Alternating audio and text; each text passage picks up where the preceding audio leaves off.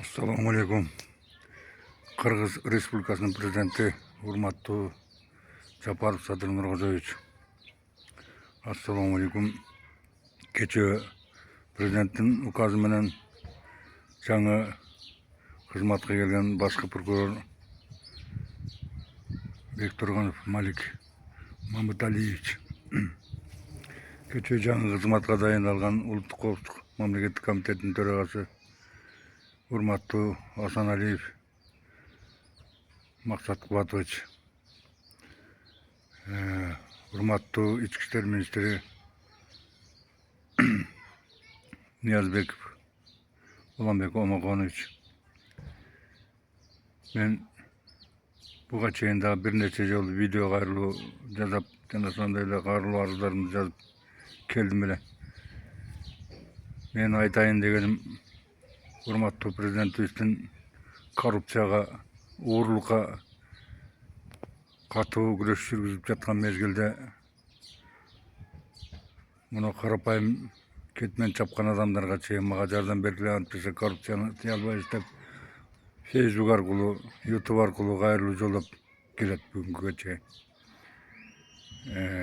Кечээ президент өзүнүн дагы бир билдирүүсүн тараткан экен. Жанагы жерлердеги арызданып даттанып жаткан көйгөйлүү маселелерди керек болсо жеринен издеп барып таап келип, ошол маселелердин баарын укук коргоо органдары жеринде чечкиле, жергиликтүү бийлик менен деп тапшырма берген видеосу таркады да. Мен айтайын дегеним, урматтуу президентибиз абдан жакшы иштерди жасап, ушу элдин көйгөйүн чечүүгө болгон аракетин жумшап жатат.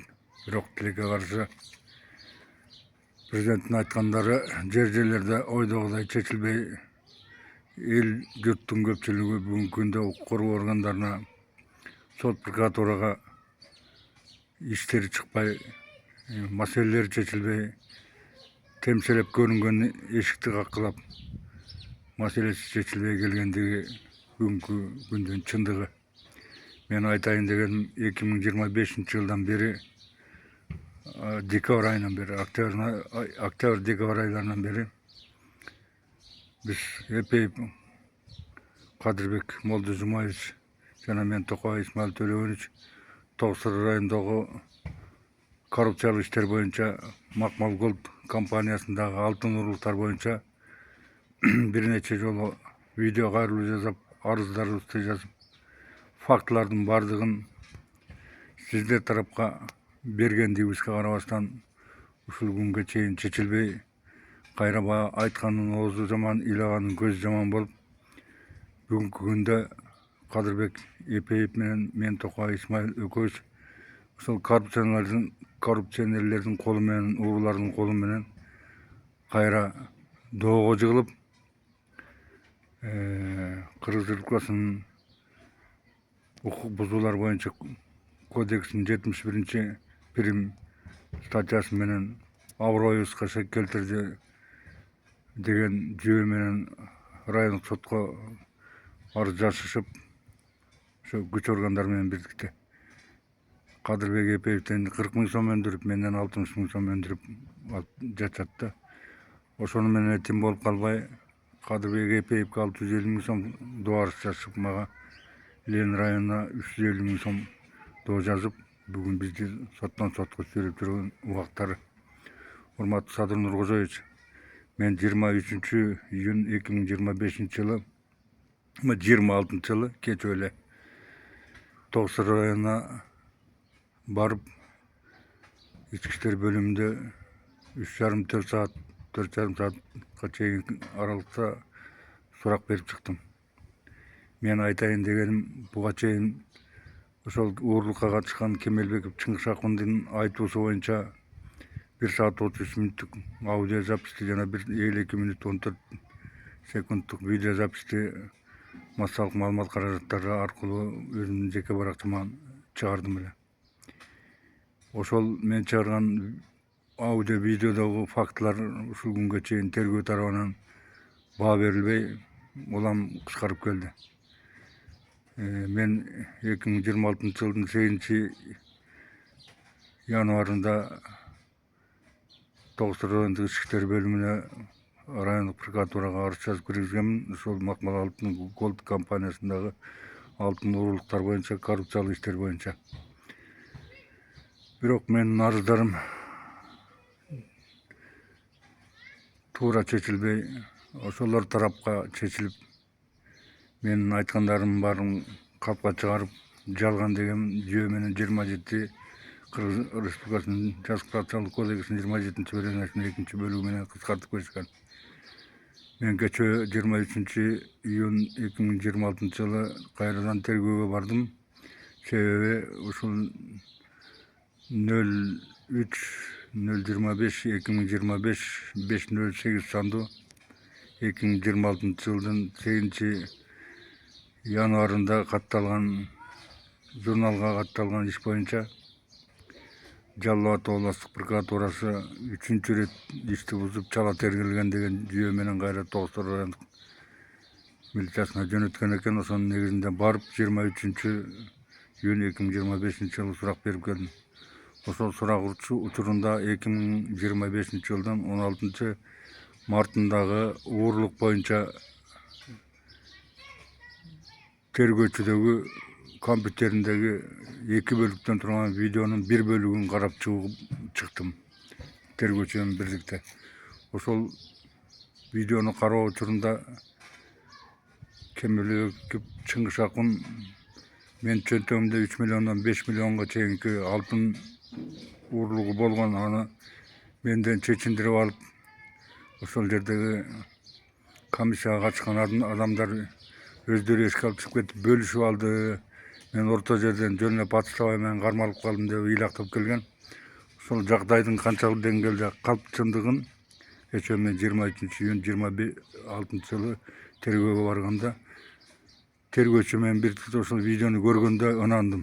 Себеби дегенде Кемелбеков Чыңгыш Акун жанагы алтынды ылгоо процессине катышып, ошол ваннадагы алтын аралашмасын тазалоо учурунда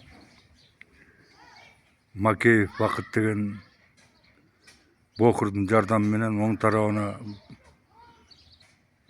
комиссиядагы катышкандар көрбөсүн деген кыязда тороп берип, анан Кемелбеков өзүнүн жанагы чоң колу менен, аябай албеттүү колу шадылуу адам, ошол 2 котуш менен сол чөнтөгүнө салган видеосу турат. Көрдүм видеосун. Андан сырткары 3-чү жолу тряпкасын салып, анан сыдырып аткан жери туруп атат. Мен алтын уурга катышкан адамдардын айрымдарынан,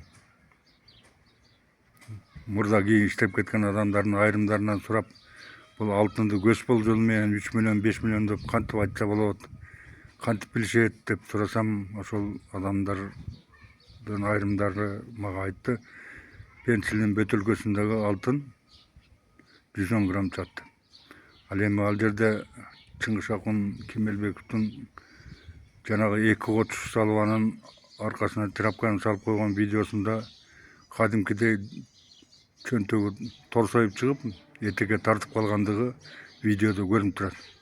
А эмнегедир Макмал Голд компаниясындагы 16 март 2025 жылдагы уурлукта комиссияга катышкан адамдар тарабынан кызматтык иликтөө жүргүзүлүп, ошол кызматтык иликтөөдө 10 күн кармап жатып алышып, 16-сынан 26-сына чейин.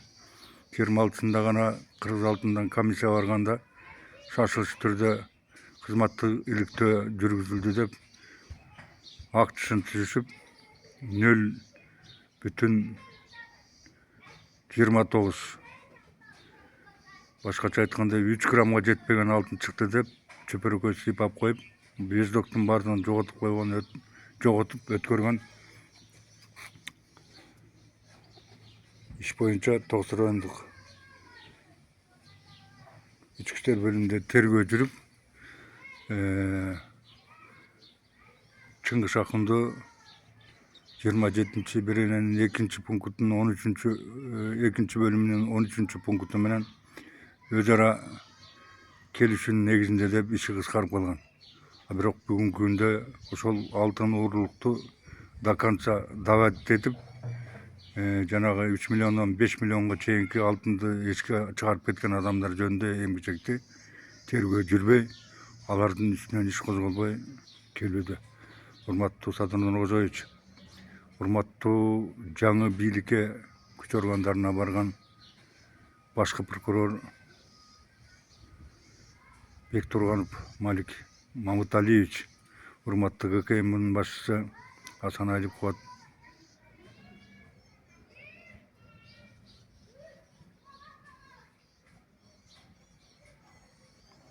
Максат Кубатович, урматтуу ички иштер министри Омаконов Уламбек Ниязбеков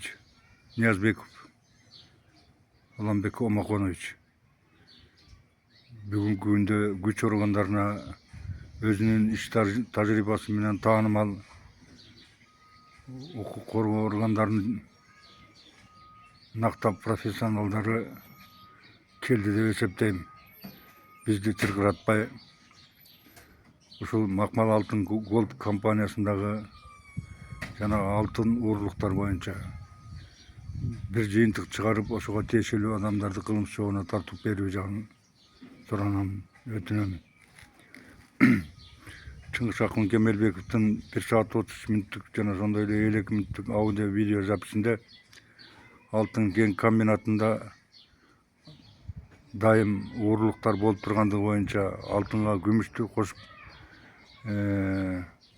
апсинаждоочу Кара Балтадагы заводко чейинки аралыкта булардын связы бар экендигин, жана ошондой эле алтын уурулукка катышкан адамдардын бардыгы ошол алтын кен комбинатында иштеп жаткан 4 гана кландын тобу, бир туугандары, ага туугандары, куда сөөктөрү, күйөө балдары, жезделери, дос тамырлары гана иштерин алтын кен комбинатына жалаң пара менен ортомчулуктун аркасында жумушка кабыл алынаары боюнча Чыңгыз Акын Кемелбеков кенен баяндама берген, президентке кайрылуу да жолдогон. Эмнегедир Тоғыз районунун ички иштер бөлүмүнүн тергөө кызматы, Тоғыз райондук прокуратурасы тарабынан жана ошондой эле буга чейинки УКМКнын кызматкерлери тарабынан негедир бул ишке чекит койбой, ошол уурулукка катышкан, коррупцияга катышкан адамдардын таламын талашып, ошолордун чөйрөсүнө гана ылайыктуу чечимдерди чыгарып келишти. Урматтуу Садыр Нуркожоевич, жерлерде маселени ошол райондук масштабта гана чечип коюучу маселелер бүгүнкү күнү өз ордун таппай, айла жоктан сизге чейин элдин баары самсалап арызданып жүрүп атышат да. Ушул маселелерди райондун акими, райондук прокурорду, райондун ички иштер бөлүмүнүн башчысын, УКМКнын төрагасын жана тиешелүү тергөөчүлөрдү арыздаттанууга берип жаткан адамдарды, бизге окшогон адамдарды бир кабинетке чакырып туруп, биздин жүйөлөрүбүздү угуп, тигилердин жүйөлөрүн угуп, анан ошол жерден жанагы тергөөчүнүн колунда турган 4,5 сааттык жана да бир экинчи видеосу бар экен, ошолордун видеосунун баарын койдуруп, койсо эле ордуна кое турган маселе да, ордунан эле чечип кое турган маселени ушинтип урбатып, 1 жылдан бери сүрөп келе атышат. Биздин 70ке тайып калган кезибизде Кыргыз Республикасынын президенти урматтуу Садыр Нуркожоевичтин жарлыгына ылайык урматтуу карапайым жарандар, кетмен чапкан адамдарга чейин мага жардам бергиле, антпесе коррупция тыюу мүмкүн эмес деп айткандыгына биз ынанып алып, президентибиздин бутуна бут, колуна кол бололу деп жардам бергенибизден майнап чыкпай, кайра биз доого жыгылып, доо арыз жазышып, коррупцияга катышкан адамдар кайра тиги укук бузуулар боюнча кодексинин негизинде штрафтарды салдырышып, бизди басмырлап, тебелеп, тептеп келишти. Урматтуу Садыр Нуркожоевич, урматтуу бийлик башына жаңы келген Бектурганов Малик Мамыталиевич, башкы прокурор, урматтуу УКМКнын төрагасы Асаналиев Максат Кубатович, урматтуу ички иштер министри Ниязбеков Уламбек Омаконович, мен сиздерге терең ишенем. Ушул мыйзам иштерге чекит коюп, тез аранын ичинде жанагы тергөөчүнүн компьютеринде сакталып турган видеолорду өзүңүздөргө алдырып, ошол видеолорду өзүңүздөр көрүп, ошондон тыянак чыгарып, кылмышка катышкан адамдарды кылмыш жолуна тартып берүү жагын сиздерден өтүнөм, суранам. Эми өзүңүздөр деле ойлоп көрсөңүздөр, биз жалган жерден бир нерсени айтып аткан жерибиз жок. Мына биз биринчиден Чыңгыз Акын Кемелбековдун мага берген 1 saat 33 мүнөттүк аудио записине жана 52 мүнөттүк видео записине таянып келген болсок, бүгүнкү күндө тергөөчүнүн компьютериндеги видеолорду көргөндөн кийин толук ынануу менен чындыгында ал жерде Чыңгыз Акын Кемелбековдун айткандарынын баардыгы ордун таба турган чындык экенине көзүм жетти. Себеби дегенде Чыңгыз Акын Кемелбеков өзүнүн сөзүндө айтып келген, мен чөнтөгүмдө чындыгында 3 миллиондон 5 миллионго чейин алтын болгон деп. Бирок мен көчөңкү 23-июнь 2026 жылдагы мындан 8-9 күн мурун барып берген суракта көргөн видеомдо Чыңгыз Акын Кемелбеков өзүнүн колу менен 2 жолу кот уштап чөнтөгүнө салып, үчүнчүсүндө чөпөрөктү салып, нымдалган чөпөрөктү салып, анан сыдырманы тартып койгондугу видеодо даана так көрүнүп турат. Ошол алтынды салгандан кийин сол төнтөгү эңшерилип, тысырайып, этегине тартып, бөлтөйүп чыгып калганы көрүнүп турат. Эми ушуну тергөө жолу менен оп-оңой эле далилдеп коюшка болот да. Бүгүнкү күндө ошол Кыргыз алтында алтын казарманда Макмал Голд компаниясында алтын өндүрүлүп жатат. Чыңгыз Акын Кемелбековдун айтканы боюнча, ар бир сөмдө 22 килограммдан 25 килограммга чейин алтын өндүрүлөт экен. Bir ай ичинде 2 жолу сүйөн болот экен. Чыңгыз Акын Кемелбековдун айтканы боюнча, ал жерде 22 килограммдан алтын алынса 44 килограмм айына, 25 килограммдан алтын алынса 50 килограмм алтын алыныш керек экен. Бирок бүгүнкү күнгө чейин алар 28 килограммдан 30-35 килограммга чейин гана планды берип келишет экен. Калганын бөлүп алышат деп Чыңгыз Акын Кемелбеков айтып келди эле. Бул жагын караштырып көрүп, Чыңгыз Акын Кемелбековдун айтканына чындык бардай экенине ынанып отурам. Себеби дегенде, bir айда 2 жолу сүйөн болсо, 50 килограмм алтын алынса, 30 килограмм план берилсе, ар жакта 20 килограмм каяка кетет, 44 килограмм алынса 14 килограмм каяка кетет деген суроо пайда болот экен. Алтынга күмүш кошулгандыгы боюнча, алтын алууда айрым учурда светти өчүрүп коюп, анан өздөрүнүн жаман иштерин, жанагы уурулук иштерин, коррупциялык иштерин бүтүгүнөн кайра күйгүзүп койгондуктары боюнча дагы жана аудио видеодо айтып атат. Ошондуктан урматтуу Садыр Нуркожоевич, мына Кыргызстандагы коррупциялык иштерди айтып аткан бизди төбөлөндү да калтырбай, ошол алтын уурулукка катышып аткан коррупционерлерди тезинен кылмыш жолуна тартып берүү жагын сиздерден өтүнөм жана суранам. Урматым менен мен Токаев Исмаил Төлөгөнович жана менин шеригим Кадырбек Эпеев да ушунун запысын тартып, экөөбүз ушу чындыкка жетпей келе жатабыз.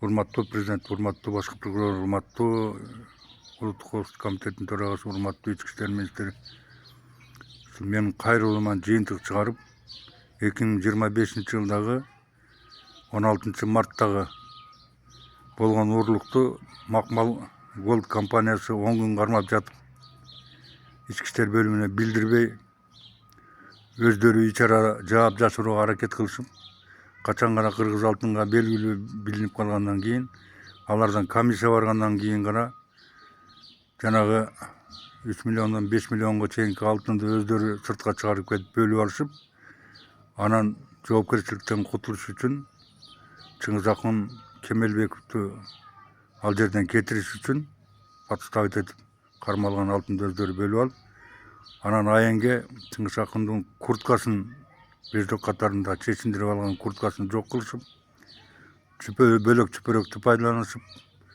кызматтык ийгиликтөө жүргүзүшкөн комиссиянын мүчөлөрүн жана ошону бөлүп алган, алтынды бөлүп алган адамдарды тергөө жолу менен ана издеп, тактап чыгып, мындан сырткары ошол алтын кармалды деп, ошол жерден дагы 400 000 премиальный сыйакы дагы жаздырып алгандыгы боюнча Чыңгыз Акын Кемелбековдун видеодо көрсөтмөсү турат. Ошолордун негизинде иликтөө жүргүзүп, комиссия создавать этип, ошол 2 кодс алтынды комиссия жолу менен аныктап, таразага тарттырып, ошол 2 кодс алтын канча грамм чыгарын эсептетип, ошонун негизинде Кыргызстанга келтирилген зыянды, кыргыз алтынга келтирилген зыянды ошол күнөөлүү бөлүп алган адамдардан өндүрүп берүү жагын, аларды кылмыш жообуна тартуу жагын сиздерден өтүнөм жана суранам. Мен кечээ мурда 2 күн катары менен кайрылуу жасадым эле, бирок кечээ күнү күч органдарынын башчылары которулуп кеткендигине байланыштуу кайрадан бүгүн видео кайрылуу жасоону туура көрдүм. Урматтуу Садыр Нуркожоевич, урматтуу Малик Мамыталиевич, урматтуу Максат Кубатович, урматтуу Уланбек Омоконович, мен сиздерге терең ишенем. Ушул иштен жыйынтык чыгарып берип, тиешелүү адамдарды кылмыш жообуна тартып, мамлекетке келтирген зыянды ордуна калыбына келтирип, төлөтүп берет деген ишеничте кайрылуу ээси мен Токобай Исмаил Төлөгенович. Саламатта болуңуздар.